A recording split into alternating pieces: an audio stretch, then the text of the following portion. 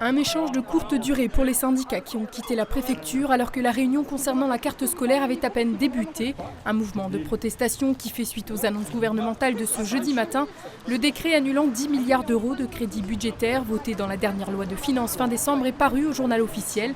L'éducation nationale déjà dans la tourmente avec l'annonce des suppressions de postes, 38 dans le premier degré dans les Vosges à la rentrée prochaine, n'a pas été épargné.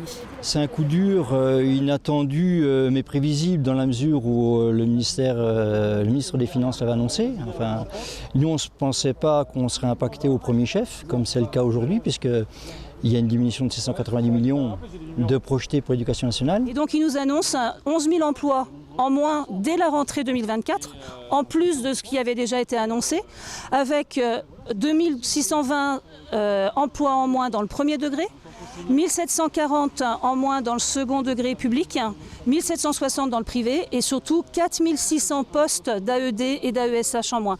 C'est juste hallucinant.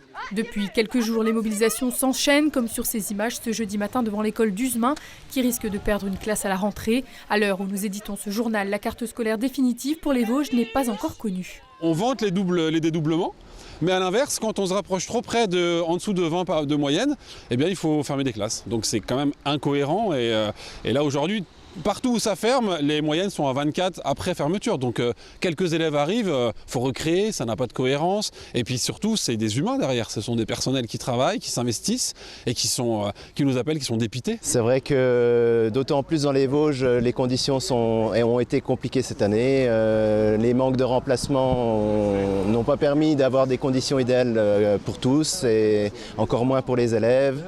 Il a fallu répartir les enfants dans les différentes classes, ce qui n'est pas qui n'est pas du tout envisageable pour l'avenir et malheureusement ça risque d'arriver à nouveau. Nous reviendrons plus largement sur la carte scolaire dans notre journal de vendredi. Si aucun changement n'est effectué, les Vosges perdraient 38 postes dans le premier degré de la maternelle au CM2 et une quarantaine dans le second degré, collège et lycée.